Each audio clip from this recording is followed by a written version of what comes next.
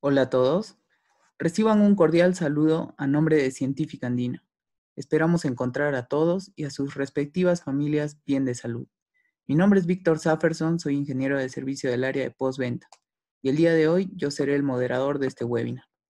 Les comento que Científica Andina es una compañía con más de 26 años dedicada a las áreas de instrumentación analítica y diagnóstico clínico, con amplia experiencia debido a la dedicación, capacitación constante y compromiso de nuestro personal. Nuestra misión es transferir tecnología y brindar un servicio de excelencia. Esa es nuestra razón de ser. Es por ello que queremos compartir con ustedes nuestra experiencia, así como la información que recibimos directamente de nuestros proveedores. Nuestras marcas representadas son empresas de Estados Unidos y Europa, líderes a nivel mundial tales como PerkinElmer, Milestone, Rudolph, Swan, Labtec, Eureka, entre otros. Contamos con un amplio portafolio de productos que les brindan soluciones distintas para las necesidades analíticas y clínicas que puedan requerir para distintos rubros. Hoy tengo el agrado de presentarles el webinar titulado Corrección de interferencias por ICP-ODES, a cargo de la químico Jessica Loaiza, quien es especialista de producto del área de postventa con más de 15 años de experiencia en instrumentación analítica, de los cuales 8 años está con nosotros en Científica Andina. Jessica está encargada de las líneas de inorgánica, como son ICP ópticos, ICP masas, absorción atómica, entre otras líneas más. Contamos también con la colaboración de la químico Mersima Calupú y del ingeniero José Muñoz para las consultas que puedan tener. Por favor, hagan sus consultas a través del chat. Las vamos a responder al finalizar este webinar. Sin más preámbulo, le cedo la palabra a Jessica. Adelante, Jessica. Buenas tardes. Buenas tardes, gracias, Víctor. Buenas tardes a todos los asistentes. ¿Cómo están? Y bueno, vamos a empezar este webinar de corrección de interferencias por ICP.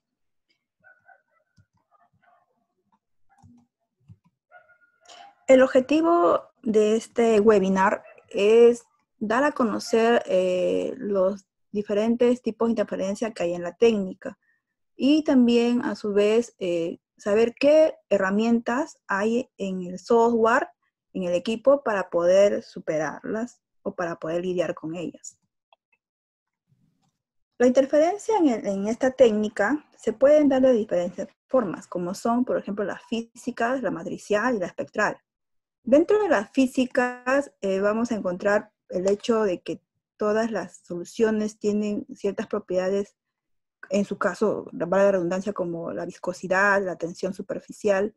Estas hacen que haya diferencias entre una y otra matriz, entre una y otra muestra. Y suele ocurrir esto en la parte del sistema de introducción de la muestra. Las interferencias de matriz vienen a ser tanto las químicas como las iónicas. La interferencia de interferencia química se podría decir que en esta técnica en ICP están casi ausentes, pero no podríamos determinar que son cero. ¿Por qué? Y por la gran energía que tiene el plasma. En un inicio incluso de la técnica se pensaba que era nula las interferencias de este tipo por la gran cantidad de energía que tenía el plasma, pero a medida del tiempo que fue pasando y se fueron dando lecturas diferentes matrices, diferentes muestras, se pudo observar que sí hay una mínima interferencia de ellas. La de ionización se va más que todo debido pues, a algunos elementos químicos que tienden a tener esta propiedad química, como es fácilmente ionizables. Y se dan prácticamente en estos metales que son alcalinos térreos, que son fácilmente ionizables. Esta interferencia se suele dar en la solución de la muestra y básicamente en el plasma. Y la tercera forma de interferencia que se puede encontrar es las espectrales. Las espectrales vienen a ser, que digamos, lo más resaltante en estas técnicas, porque las anteriores son, se puede decir, bajas o en algunos casos insignificantes. Y en las espectrales podemos encontrar las interferencias de ruido de fondo, las interferencias de traslapes, y estas interferencias pueden ser de forma parcial o totalmente superpuestas. Si observamos en el sistema de introducción de muestra, vamos a tener una bomba que impulsa a la muestra, la cual es llevada hacia un nebulizador. Este nebulizador lo que va a hacer es minimizar el líquido a unas gotas muy pequeñas. He aquí justamente la forma en cómo se va a dar las gotas para diferentes muestras que tienen diferentes viscosidades, tensiones superficiales. Esto es lo que de alguna forma te da esta interferencia de física. Un ejemplo, si tenemos el ácido fosfórico, no se va a nebulizar igual que el agua, ¿no? Hay una diferencia bastante grande entre ellas. Las interferencias físicas o las formas en cómo podemos corregirlas, podríamos decir que lo primero es usar un estándar interno. ¿Qué cosa es un estándar interno? Es una solución que se va a colocar en el ingreso de la muestra, se va a mezclar con la muestra para que pueda hacer la corrección matemática mediante el software.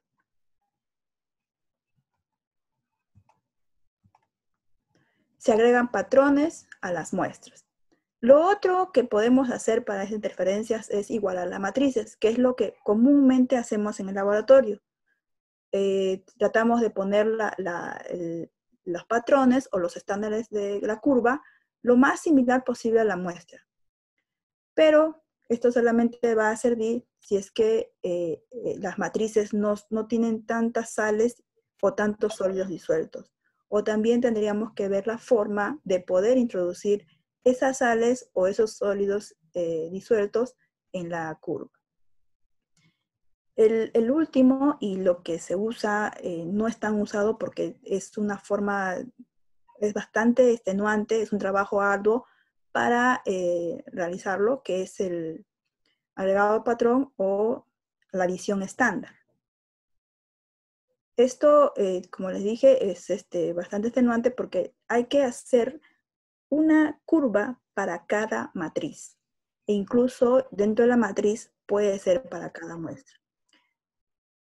Bien, entonces estas son las formas de que podríamos corregir los estándares de las interferencias físicas. ¿Cómo podría ser la extensión interna o el estándar interno? Va a corregir interferencias físicas, variaciones de viscosidad, la tensión superficial, e incluso puede también corregir los problemas que tenemos de ionización, que habíamos hablado en un inicio. Hay que utilizar elementos que están totalmente ausentes de la muestra, es decir, no podríamos usar, si vamos a determinar arsénico, no podríamos determinar como estándar interno el arsénico. Habría que elegir un estándar que no va a estar en la muestra.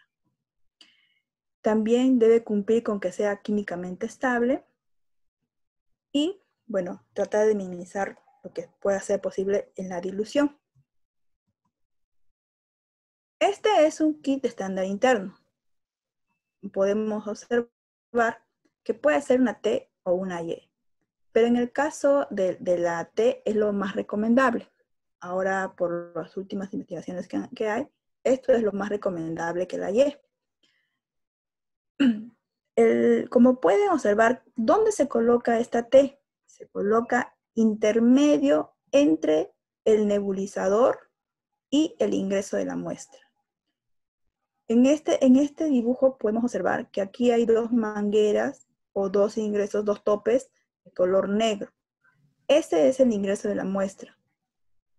Entonces es impulsado por la bomba, como observamos acá, impulsado por la bomba, va hacia la T y luego el estándar interno también impulsada por la bomba, hasta la T. Los dos van a juntarse o se van a mezclar en este punto e ingresan hacia el nebulizador. Esta es una forma bastante práctica de poder usar estándar interno para corregir los problemas físicos que podríamos encontrar y, como también dije, incluso de ionización. Ahora, también se puede hacer esta adición de muestra en muestra, lo cual es bastante tedioso. La forma en cómo habría que asignar este estándar interno en el software sería a través del método. Ya anteriormente habíamos visto el software en la semana pasada. Esta es la ventana del método. Acá tenemos diferentes pestañas. Es donde está, se puede decir, todas las condiciones que uno ha desarrollado en un método.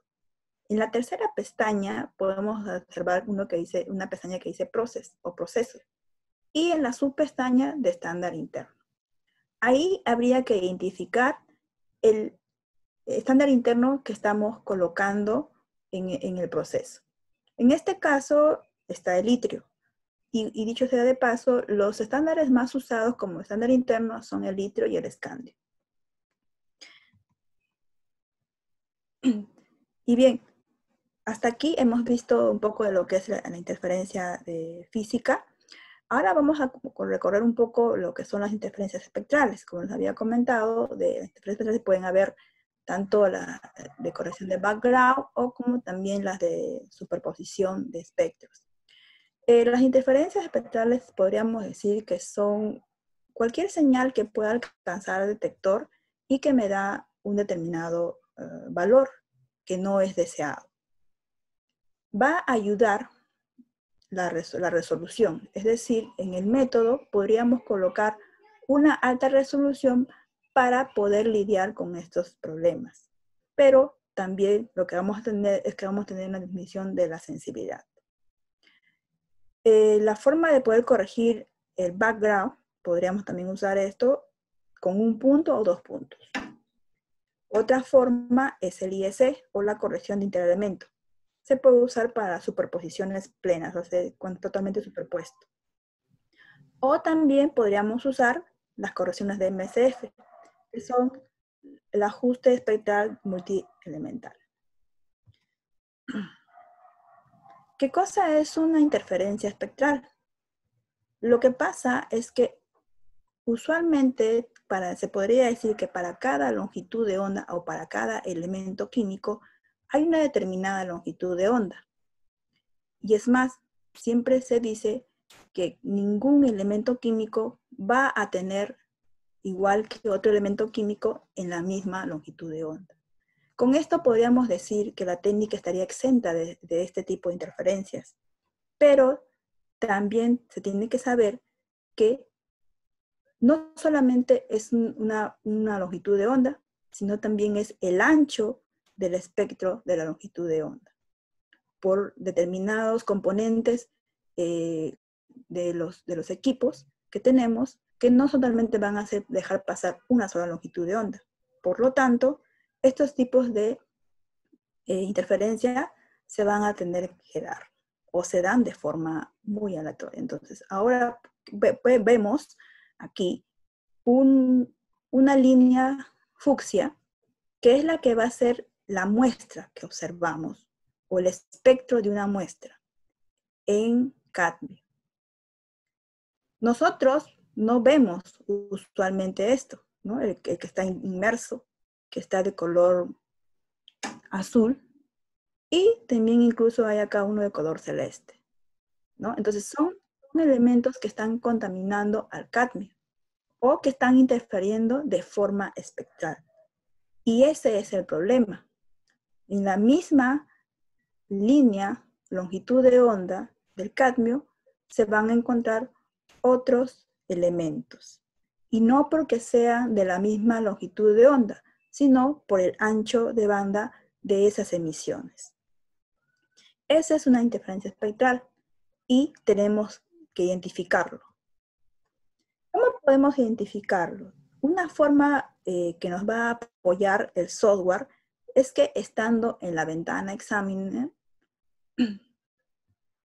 Vamos a hacer un clic derecho y se va a abrir una ventana donde están las longitudes de onda. Y a través de eso podemos ver quiénes son los posibles elementos que están en esa determinada emisión.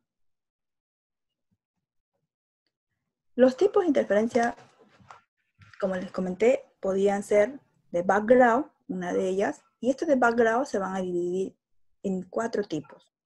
Una que es simple, un desplazamiento simple de background, una que es variable, la de totalmente superposición y las complejas. Vamos a ver cada una de ellas. Este de acá es una corrección, un desplazamiento del ruido del fondo de forma simple.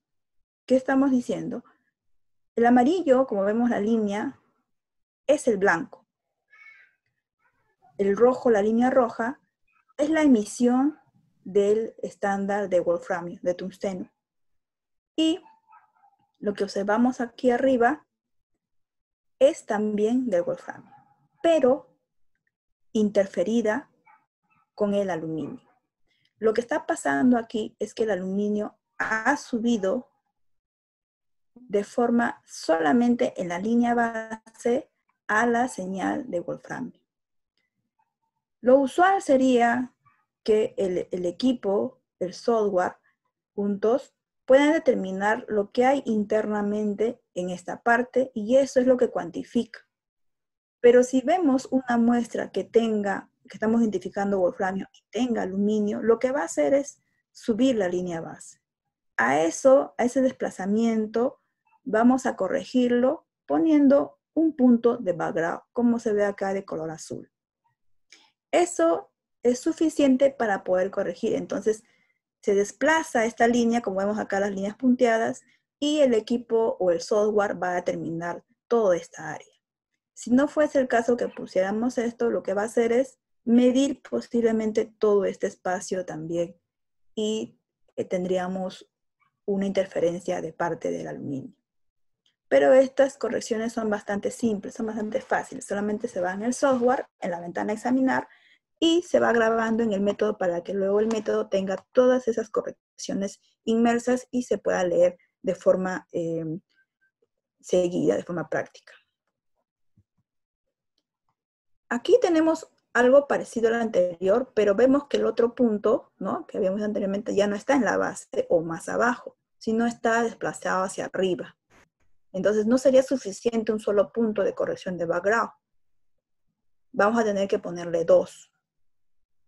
Y de esa forma vamos a corregir, porque entonces si no pusiéramos, lo que va a hacer el software automáticamente es desplazar de este punto y va a tomar más área de lo que necesita y sería una interferencia, ¿no?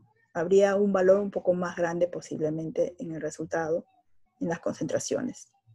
Pero de esta forma vamos a corregir, ponemos 2 puntos de background y este sería un desplazamiento del ruido de fondo desplazado. Y este de acá es un ejemplo de un fondo complejo, ¿no? Necesitamos determinar al vanadio, pero tenemos diferentes elementos aquí. Acá lo que tenemos que observar, que esto es un ejemplo, cuando nosotros vemos en la rutina, vamos a ver solamente el perfil de arriba, es decir, esta parte. Viene y acá ya no va a bajar, sino vamos a subir en esta línea que es de otro elemento. Vamos a continuar acá con vanadio y no va a bajar, sino se va a ir al fierro. Y del fierro tampoco va a bajar, sino va a subir al molibdeno, ¿no? Y así. Entonces, esto es bastante complejo. Para esto podríamos usar puntos de background, pero de todas maneras tendríamos ciertas pérdidas del área del elemento que estamos queriendo analizar. Entonces, este fondo complejo habría que ver cómo vamos a corregir. Las interferencias espectrales, bueno, los más severos que hay, van a depender pues de los elementos que hay en la matriz, ¿no? Y también si es que hay pocas longitudes de onda. Esto casi se puede decir que no se ve representado porque ahora los equipos, al ser más versátiles y en el tiempo, ya contienen prácticamente las longitudes de onda necesarias para poder elegir otras longitudes de onda para poder determinar el elemento químico. Y podríamos también solucionar usando justamente eso, usando otras líneas alternativas.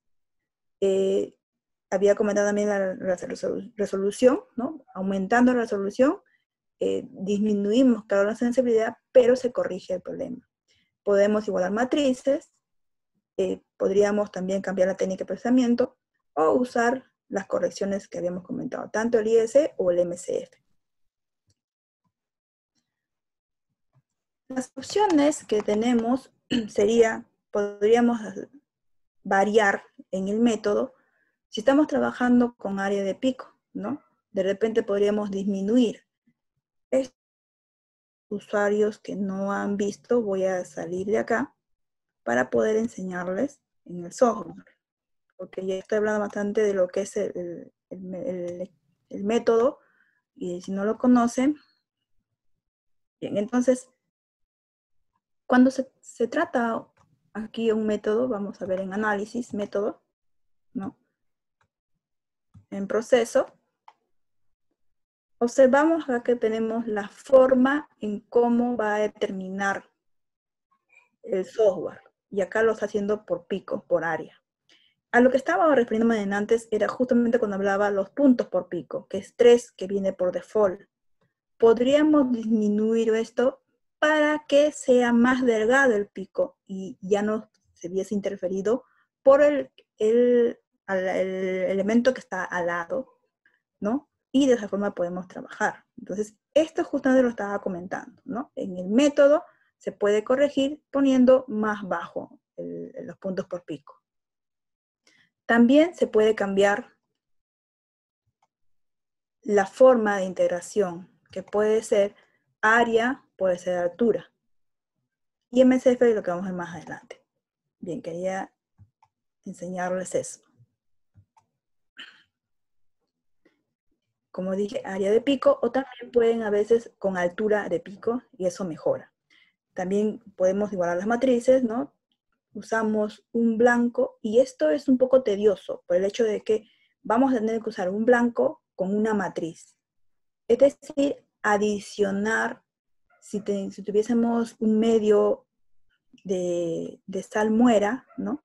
Podríamos adicionar la misma cantidad en el de concentración o en porcentaje de cloruro de sodio a la curva para poder. Claro que esto es cuestionable porque hay algunas cosas que en el matriz no vamos a poder saber, ¿no? Eso es cuando se sabe, se conoce bastante de la muestra. O como hemos visto. Este es un ejemplo de cómo está superpuesto totalmente dos espectros. Esta es una línea de emisión de 100 ppm y este es de 1 ppm, del analito que estamos queriendo determinar. Y este es el interferente. Está totalmente superpuesto. Entonces, aquí no va a haber la forma de poder corregir con los puntos de background. En este caso, tendríamos que usar el IS. Bien. Entonces, el MCF no se podría tratar en este caso. Aquí tenemos otro ejemplo, que es una superposición parcial. Aquí sí podemos usar IS. El MCF sería lo más recomendable. Entonces, ¿qué es un factor de corrección IS? El factor de corrección de IS es una medida del efecto del que está interfiriendo sobre el analito que queremos determinar, ¿no? Esto es un concepto que hay que tenerlo bastante claro para poder entender qué cosa es el IS.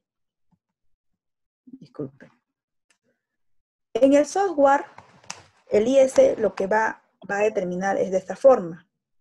La concentración aparente, es decir, falso, la cual lo vamos a ver en ppb posiblemente, entre la concentración del interferente, ¿no? Entonces, para poder determinar esto, necesitamos primero determinar quién es el interferente. Bien, pero entonces vamos a guardar esta información de qué cosa es el IEC, ¿no? Entonces es una relación de lo que mide del interferente sobre el analito que queremos determinar. Acá podemos observar cómo nos ayuda la resolución, ¿no? Había comentado esto más adelante. Si yo quiero analizar este elemento que está de color fucsia y tengo este interferente, observamos que si este de acá tiene una resolución baja, es bastante ancha. El ancho de banda es grande. Pero si voy disminuyendo o voy aumentando, se puede decir, la resolución, acá en la de color verde, donde tiene la más alta resolución, podemos observar que podría trabajar con los puntos de Bagrao. Pero si estuviese en el azul, ya sería bastante difícil de poner los puntos de Bagrao. En el verde, ¿no? Colocamos aquí y colocamos en este punto. Y de esa forma podríamos trabajar aumentando la resolución con puntos de Bagrao en esta interferencia. ¿Qué es lo que usualmente se trabaja? ¿No? Casi siempre lo recomendable es usar, primero, buscar una longitud de onda que no esté interferida. Segundo, tratar de asemejar lo más parecido a la matriz. Y al último ya siempre es lo que buscamos para poder determinar ISS o MCF. ¿Cómo podría usar este cálculo de ISE? Hay que tener bastante cuidado al hacer el trabajo del ISE porque es un trabajo bastante delicado.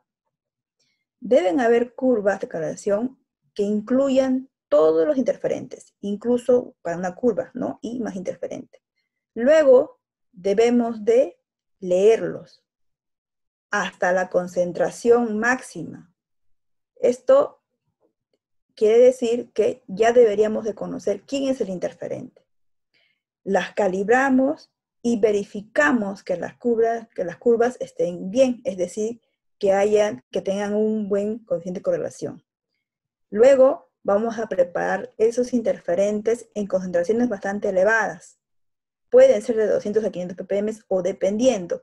Si en esa matriz encontramos que el fierro es el interferente y está aproximadamente en 2000 ppm de concentración, y es lo que suele venir en esa matriz, deberíamos preparar esa concentración para correrlo en el proceso que estamos colocando acá. Y por este motivo debemos de leer, debemos correr esos interferentes de forma monoelemental, ¿no? Es decir, fierro era interferente, tenemos que preparar el fierro de 2000 ppm y correr con la curva de calibración de fierro también. Y con eso vamos a generar el IEC. Esta es la ventana donde se va a tratar el IEC. Voy a dejarles un rato en el software para que puedan observar dónde está esto. Esta es la ventana, otra vez de software Syngistic, y en la pestaña de análisis tenemos estas opciones acá de corrección, IS, MCF. En IS vamos a clicar y se va a abrir esta ventana. Aquí debería de cargar esa corrida, esa lectura que nos habían propuesto antes. Es decir, haber leído con un método, con una curva de calibración, muestras como el interferente de fierro que habíamos hablado. Esa corrida, esa lectura grabada, la debemos cargar acá. Bien, entonces ese sería, el primer paso sería determinar quién es el interferente. Segundo, armar las curvas de calibración. Tercero, leer los interferentes. Y cuarto, estaríamos por acá ya cargando en esta ventana de construcción para hacer el IEC. Vamos a regresar.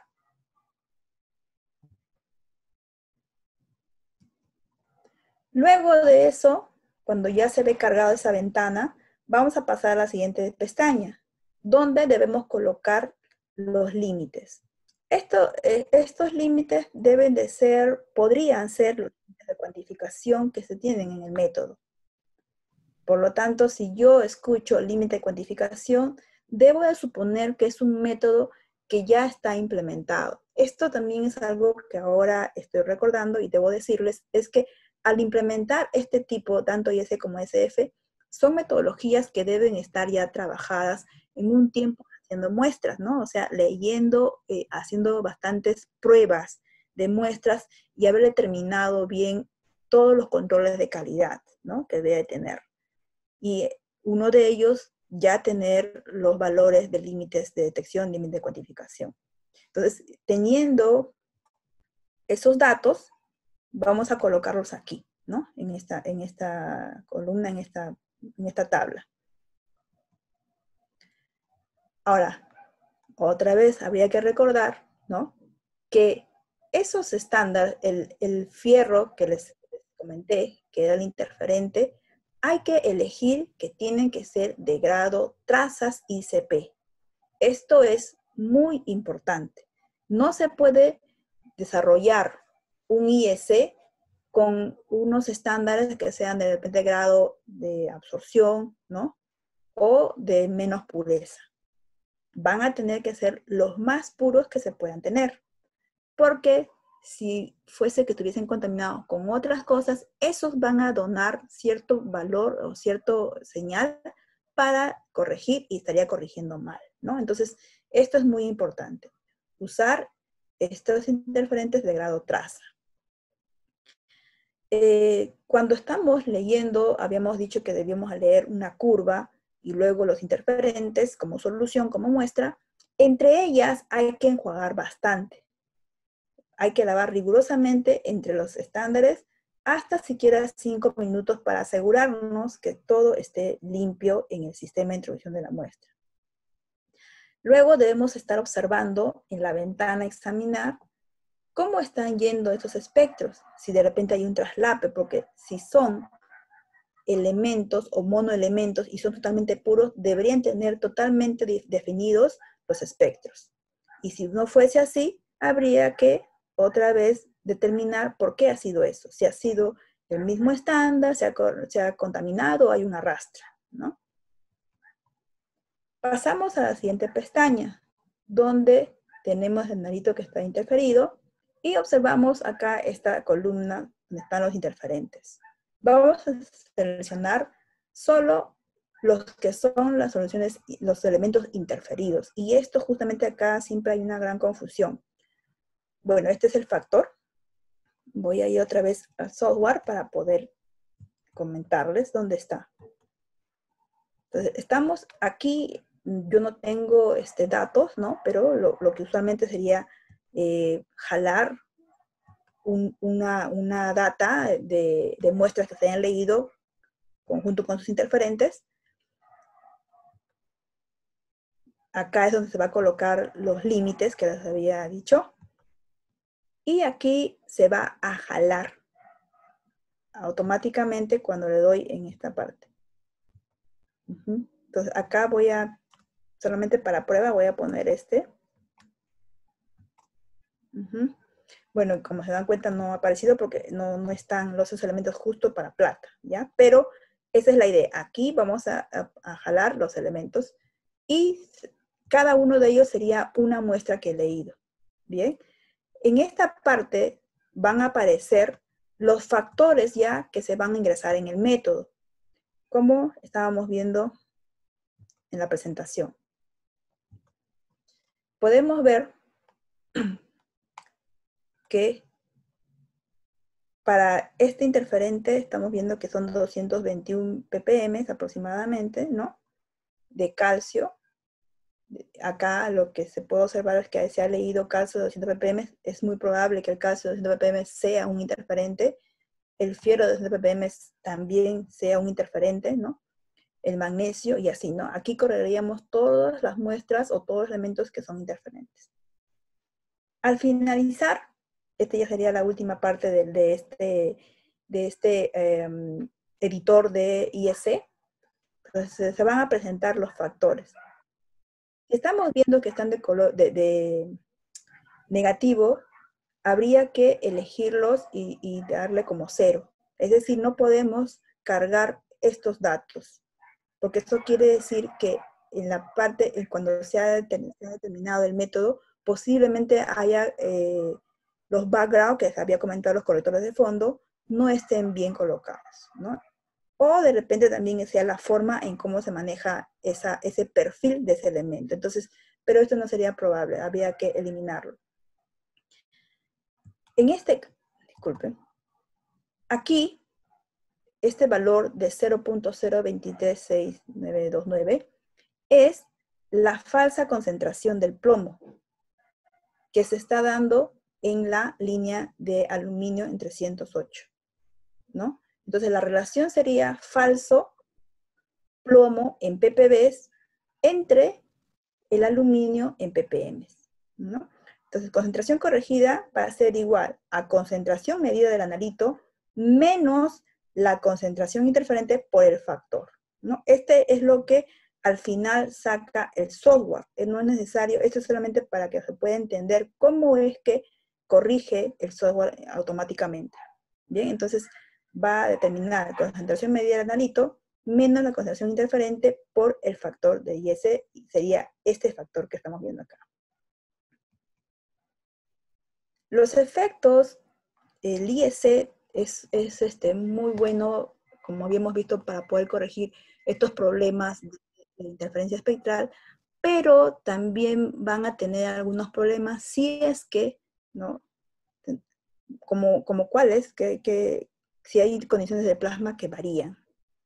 Cuando hemos determinado, o cuando ustedes vayan a determinar un ISC, las condiciones deberían permanecer, así como flujo de plasma, condiciones de las mangueras, ¿no? Si estos van a variar, ya estaríamos cambiando también estos factores, ¿no? Entonces, es susceptible a cambiar hay que tener puesto bastante cuidado cuando se hace el trabajo de implementación de ISS. Los factores de corrosión solo son aplicables en las condiciones del plasma que fueron determinadas, ¿no? Entonces, esto es bastante importante de poder saber.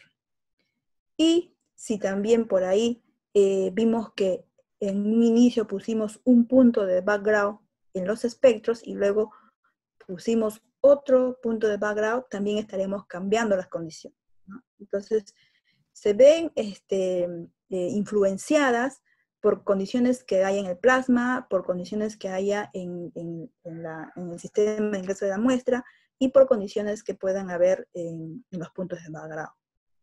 Hay que tener cuidado cuando se desarrolla el IS.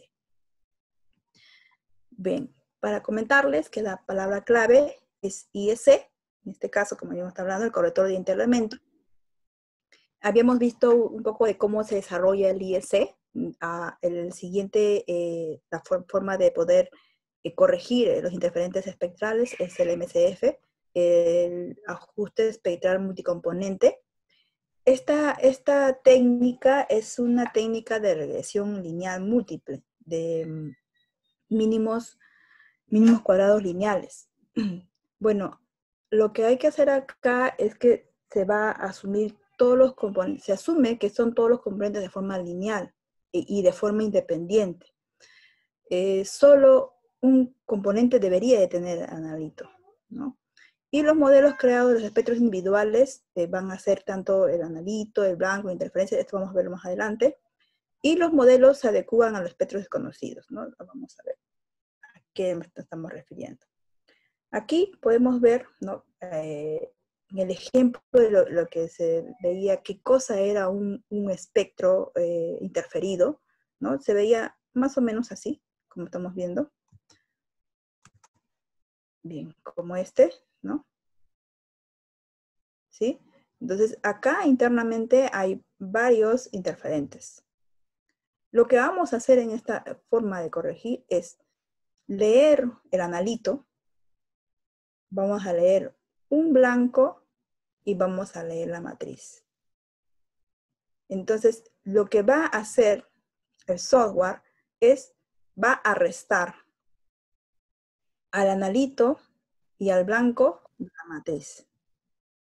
Bien, entonces, esta es una forma bastante interesante que trabaja el software y es una patente que tiene Perkin-Elmer. bueno, acá también podemos ver, ¿no? Esta es la muestra real. Y lo que vamos a trabajar es leer todos los posibles, o todos los, deberían, no, disculpen, posibles, no, todos los interferentes, y esto justamente es una de las cosas que se tiene que determinar, ¿no? Se debe reconocer a todos los interferentes, ¿no? Y acá, por ejemplo, tenemos vanadio, arsénico, fierro, aluminio y al blanco. Y cada uno debe ser de un grado de pureza de esos estándares ultrapuros, ¿no? Y eso lo que hace es multiplicar por los coeficientes que se van a calcular internamente, y eso es lo que nos va a dar al final, o el conocido MCF, ¿no? El ajuste espectral multicomponente. La forma en cómo trabajas, o cómo deberíamos de trabajar esta forma de corregir es, primero, ubicamos las interferencias. Segundo, diseñamos un modelo. Esto se hace en el software. Vamos a leer el blanco, vamos a leer el analito, la matriz, y con todos esos elementos interferentes. Luego vamos a extraer al analito. Y cuarto, validamos. Es decir, corremos una muestra referencial o una muestra adicionada y validamos que esté bien todo lo que se ha desarrollado. En el paso 2, como hemos visto, tenemos que leer, ¿no? Cada uno de ellos. Acá estamos leyendo el blanco.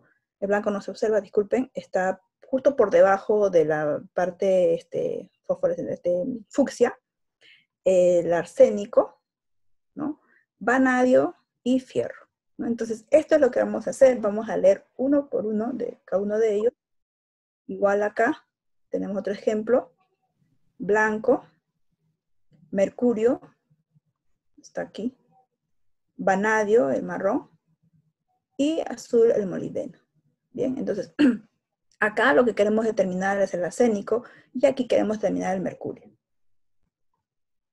En el tercero teníamos que extraer al analito, ¿no? Entonces lo que acá se está haciendo, del anterior habíamos visto el arsénico, está aquí, y todo el resto está lixiviado acá. Acá hay el mercurio, y el resto el lixiviado, que es de la matriz, ¿no? Esto de aquí, solamente lo que tenemos que hacer nosotros es introducir los datos en el software para poder tener este resultado. Y luego, el último paso, validamos, ¿no? Vamos a leer cada matriz que tengamos y recuperamos los valores que quisiéramos. Acá tendríamos que ver, pues, cuánto hemos corrido y verificar ese valor de recuperación al 100%, al 90%, dependiendo. Bien, entonces, este es un resumen cómo tendríamos que llevar a cabo el MCF, este corrector de interferencias. Esto es algo básico cuando uno trabaja en el ICP óptico. Tendríamos que, de rutina, trabajar siempre la alineación XY o la alineación de la antorcha. Esto sí no es algo común. Entonces, para trabajar el MCF, en ese momento sí haríamos alineación con mercurio. Diseñamos el método, es decir, en el software, en el Syngisti. Alineamos las longitudes de onda. Esto voy a ir uno por uno en el software para que se pueda entender.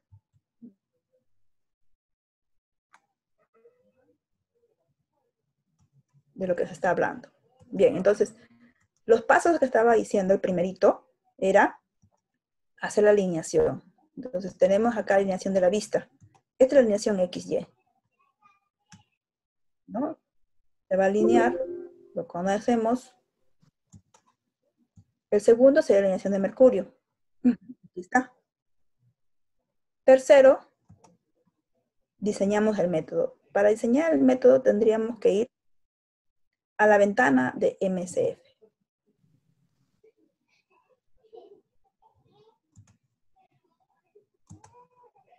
Aquí. Entonces, tendríamos que cargar la data. Algo muy parecido a IS, que se tenía que correr una curva y se tenía que correr todos los interferentes como muestra, va a pasar igual. Elegimos, esto sería lo que hemos leído, la curva con los interferentes. Se carga, ¿no? Y acá elegiríamos cuál es el blanco.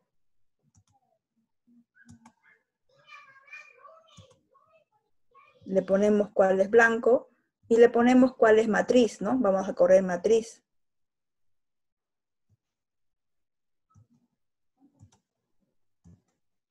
¿Cuál es analito? Matriz, disculpen. Y cuál es el interferente, ¿no? Entonces, vamos determinando uno a uno. Ese sería el desarrollo del método del que se está hablando en este punto. Luego, esto tendríamos que alinear las longitudes de onda en la ventana de examinar. Es justamente en la ventana donde estamos. Acá se puede observar, justo está para poder hacer el ejemplo, ¿no? Que se tiene que centrar esta línea. Esa es la optimización o la alineación de las longitudes de onda. Se graba en el método y luego, identificada, ya está identificada, corremos las soluciones para el perfil, ¿no?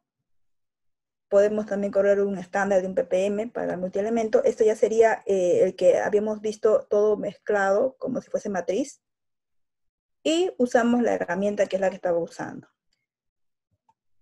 Otra vez, a ver. Entonces acá ya identifiqué, lo guardo, esto, y luego vengo al método donde se va a cargar esa forma de procesar. Ven acá. Tenemos en esta pestaña que dice corrección espectral y bueno, acá como no he cargado todavía, no se muestra, pero tendría que cargar aquí el MCF modelo que estoy guardando justamente de esto. Se va a guardar y cargaría en esta parte. Y se interpreta en todo el método, ¿no? Entonces, esos serían los pasos que tendríamos que continuar, ¿no? Entonces, está bastante, se puede decir, en realidad sí es práctico, pero al momento lo que de repente cuesta un poco acá sería tener estos datos, como le dije, de los estándares ultra puros, hacer las lecturas con bastante enjuague, ¿no? Y luego es seguir lo que comentan, lo que comenté acá de lo que es el software, ¿no? Y bueno, tendríamos entonces también desarrollado la corrección de referencia por MCF. Bien, entonces, hasta aquí. Yo les quería mostrar acá el software, pero ya me fui de frente al software, de cómo se abría, ¿no? Y bien, entonces, hasta aquí es la capacitación. Espero que les haya ayudado. Si hay de repente alguna consulta, me pueden hacer llegar. Jessica, gracias por la presentación. Sí, tenemos una consulta que llegó temprano del señor Luis Sánchez. Él nos indica, en caso de que los estándares certificados sean de 1000 ppm, ¿cómo se haría en ese caso? Ah, ya. Sí, pues lamentablemente no son muy comunes, pero sí hay. Sí hay. Yo les había comentado de que a veces hay fierro de 2000 ppm de interferencia, ¿no? Y sí hay estándares de 10.000, ¿no? ppm, sobre todo de esos que son bastante abundantes. O también en otro caso sería preparar, pero no sería lo más recomendable porque necesitamos que sean muy puros y en la preparación uno puede cometer errores, ¿no? Lo más recomendable sería que se adquiera de 10.000 ppm. Ok. Bueno, por el momento no hay más consultas. Ah, ya, ok. Bien, si se animan, a ver. Aquí Bueno, tienen mi correo, ¿no? Que podrían enviarme. Y también decirles que nos pueden encontrar en todas los webinars que tenemos en YouTube, están en nuestra página de Facebook, ¿no? Pueden encontrar los datos. Y el jueves estamos teniendo el foro justamente ahora de esta técnica de ICP. Podrían hacer sus consultas ahora o de repente para el día jueves. Ajá, si tuvieran consultas adicionales, las pueden escribir directamente al correo de Jessica. En este momento hay una consulta adicional de Cintia. Indica, en caso el estándar interno sale fuera del rango aceptable, ¿qué se podría hacer? Un estándar interno que salga fuera del rango. Ujú. No, nosotros somos los que manejamos las concentraciones del estándar interno. Es decir, yo debería de estimar la concentración, ¿no? O sea, no es algo que es mandatorio. Si es que lo está diciendo porque de repente lo tienen una metodología y en sus matrices son más bajas las concentraciones, puede variar. O sea, eso no es algo que no podría variar. Hay que ajustar la concentración, ¿no? Si estamos hablando de, ahora, las concentraciones no es tanto así que si yo tengo en la curva de 10 ppm, la estándar entero debe ser 10 ppm, no es tanto así. Habría que ver las intensidades, ¿no? Que estén alrededor de las intensidades que estamos trabajando en las muestras. Entonces es algo que ella podría cambiar, ¿no? Ok, gracias Jessica. Acaban de llegar 3 consultas más. Hay una de Luis Sánchez que dice, si tengo agua de mar y necesito identificar qué analitos hay contenidos en ella, la preparación previa sería una dilución que vendría dada por la conductividad. A ver, no he entendido la primera parte. Disculpa, Víctor. Sí, dice que tiene agua de mar y desea Ujú. identificar qué analitos hay contenidos. La preparación Ah, ya. sería una dilución basada en la conductividad. Bueno, sería una forma de poder saber aproximadamente en qué concentración está ¿cómo se llama? De sales, ¿no? Pero las aguas de mar tienen un rango de sales que ya se suele conocer. No, usualmente en los laboratorios de medio ambiente tienen ese parámetro por default, ¿no? Entonces es un dato que podría tener como referencia. Pero si estamos hablando de agua de mar y quiere determinar los elementos, lo que se tendría que hacer es la dilución, como él mismo ha comentado, ¿no? Y ver si va a recuperar los elementos que está queriendo, ¿no? Usualmente a veces buscan mercurio, arsénico en agua de mar. Y buscar arsénico y mercurio en agua de mar con una técnica como ICP es limitarse, ¿no? Con el límite de detección. Eh, lo que pasa es que la matriz de agua de mar es bastante compleja y suele apantallar, ¿no? Lo que hemos visto, las interferencias de ionización, ¿no? Suele tener ese problema de también que sube la línea base. Entonces los límites suelen ser más altos. Entonces posiblemente le va a dar 0 si está buscando arsénico, mercurio, ¿no? Para otros elementos no va a tener problemas, ¿no? Pero para arsénico, mercurio estamos hablando que es lo que ahora las ECAs están queriendo de 2 ppb, 0.1 ppb, posiblemente no va a poder, ¿no? Entonces, ahí se puede trabajar, se puede apoyar con otros accesorios que tenemos, ¿no? Que es el, a ver, de LESI, que yo ahorita creo que no estoy recordando el nombre, si ahí está el ingeniero Locio, me puede hacer recordar el accesorio que teníamos para aguas de mar, que también se puede implementar, me parece, que en ICP. O la otra opción sería pasar directo a ICP masas, ¿no? Sí, Va a hola. depender mucho de... Sí, señor Locio, me Sí, o puede sea, bueno, complementar en con... realidad, si la concentración es tan baja, o sea, hay formas, ¿no? La otra es tratar de adaptar un generador de hidruros al ICP, al óptico, ¿no? Que también es posible, y mejorar, digamos, el límite de detección, ¿no?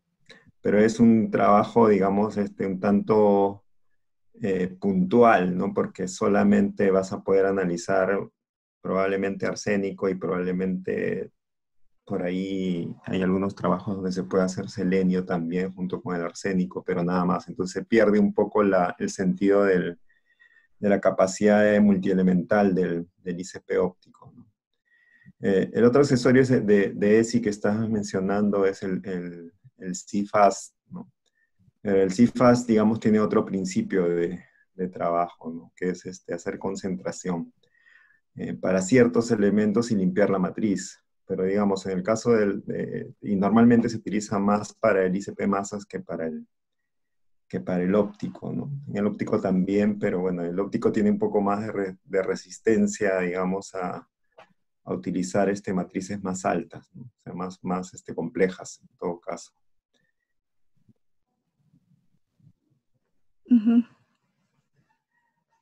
Gracias, ingeniero Luis. Bueno, la siguiente pregunta es del señor Jesús Wilfredo Mesa. Indica, ¿con qué frecuencia se recomienda modificar el IS o MSF?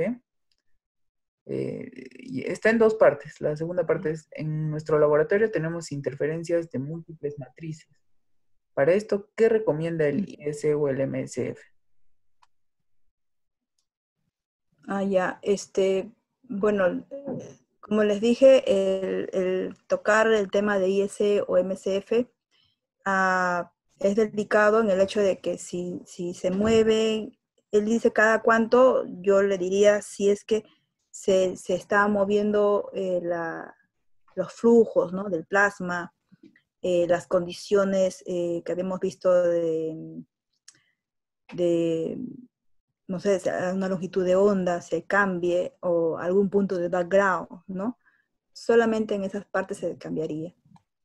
Ahora también podría ser si disminuye o baja las intensidades, también podrían verse un poco perjudicados los IEC, ¿no? Entonces, en esos casos habría que mover. Ahora, si tiene, la otra consulta era cuál sería lo más recomendable. Si está totalmente traslapado, está superpuesto el espectro, tiene que ser IEC. MCF no se puede. Si está de forma parcial, pueden ser los dos, ¿no? O puede ser IEC o puede ser MCF.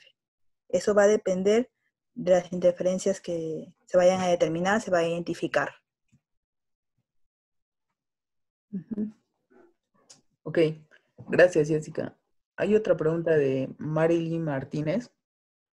Respecto al MSF y el IS, ¿cuál de ellos recomendaría para la corrección de interferencias?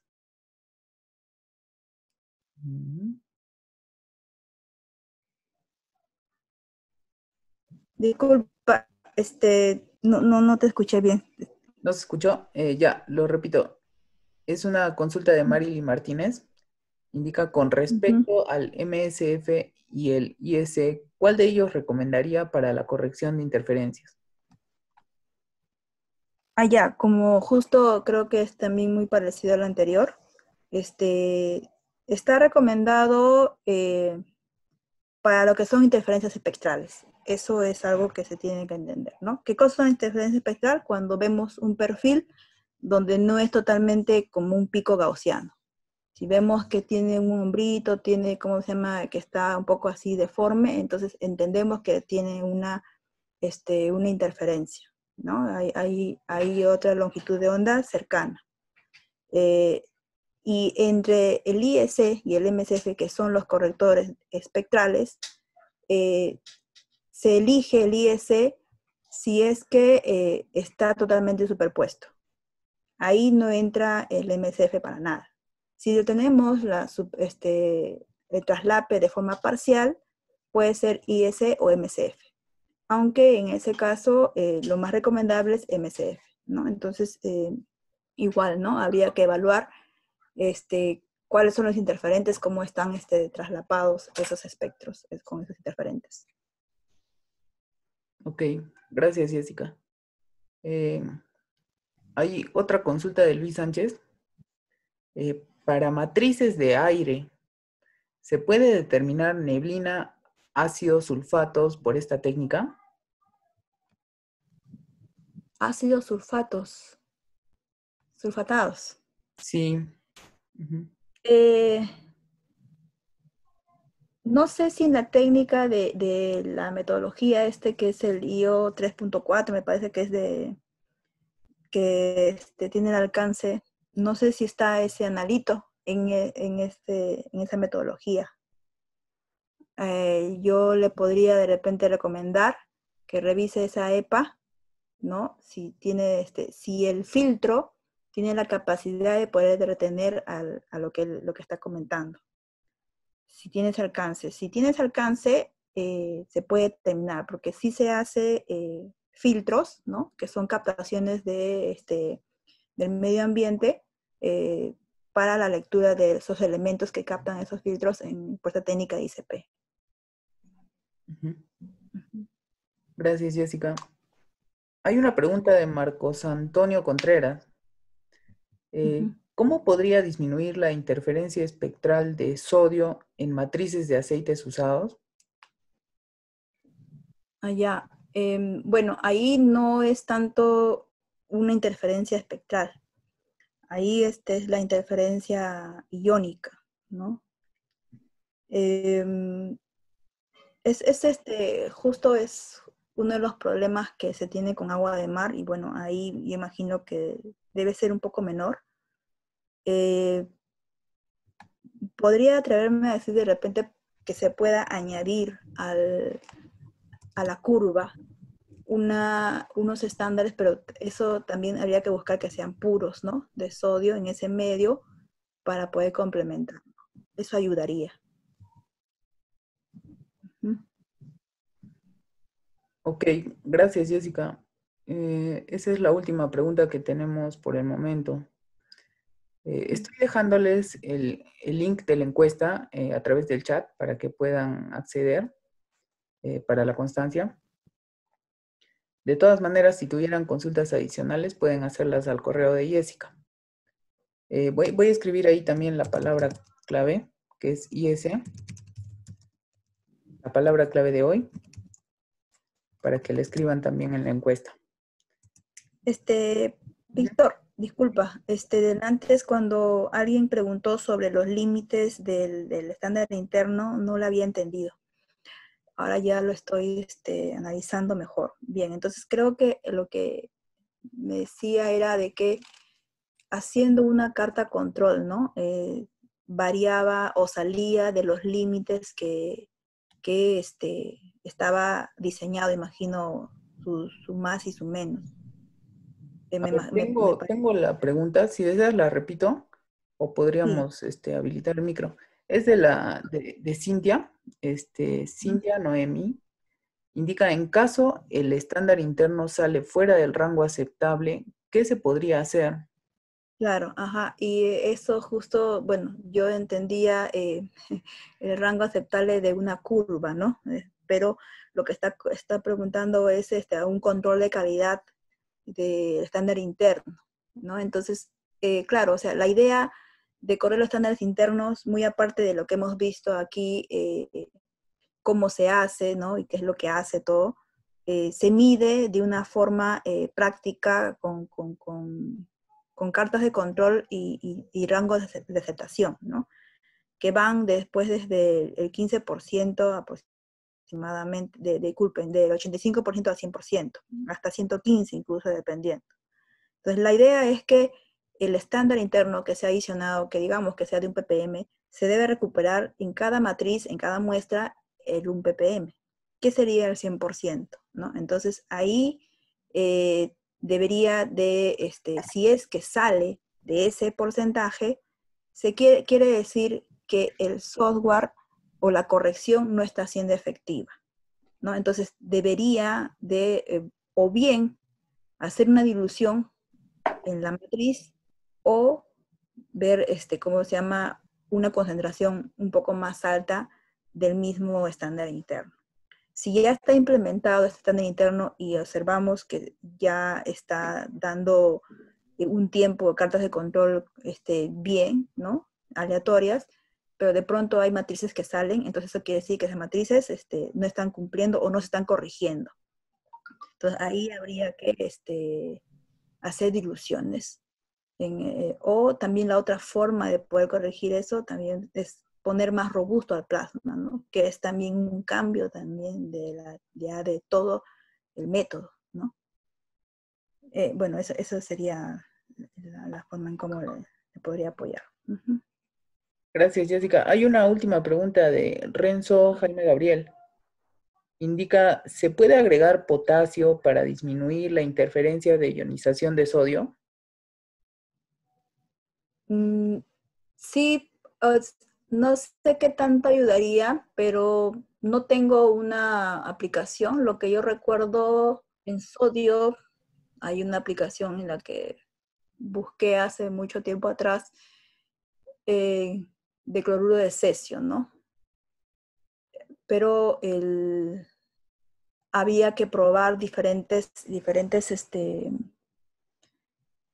porcentajes de concentración. Entonces, es muy parecido a cuando se trabaja en absorción atómica, ¿no? Que tenemos el problema de la ionización. Acá también sería buscar un mediador de electrones para que no se dé tanto esa ionización, ¿no?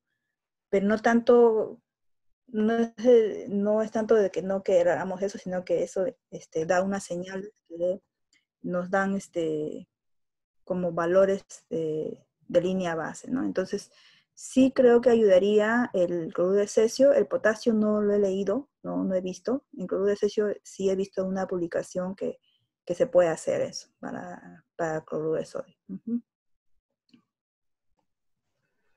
Gracias, Jessica.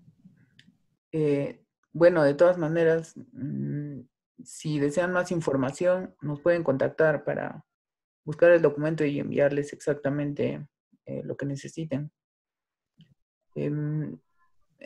Agradecemos a todos por su asistencia. Recuerden que el cronograma es este mismo que se está mostrando en pantalla, está en Facebook, y lo compartimos cada semana con la actualización de los nuevos webinars. Pueden compartirlo con quien gusten. Eso sería todo por hoy. Por mi parte me despido. Hasta la siguiente oportunidad. Jessica. Sí, muchas gracias por su asistencia. Los esperamos entonces el jueves para el foro. Y bueno, preparen sus consultas podemos tocar temas de lo que es preparación de muestras, podemos tocar temas que hemos visto ahora de corrección, ¿no? Los temas que ustedes quieran, todo lo concerniente a ICP. Bien, entonces hasta el día jueves. Cuídense. Buenas noches.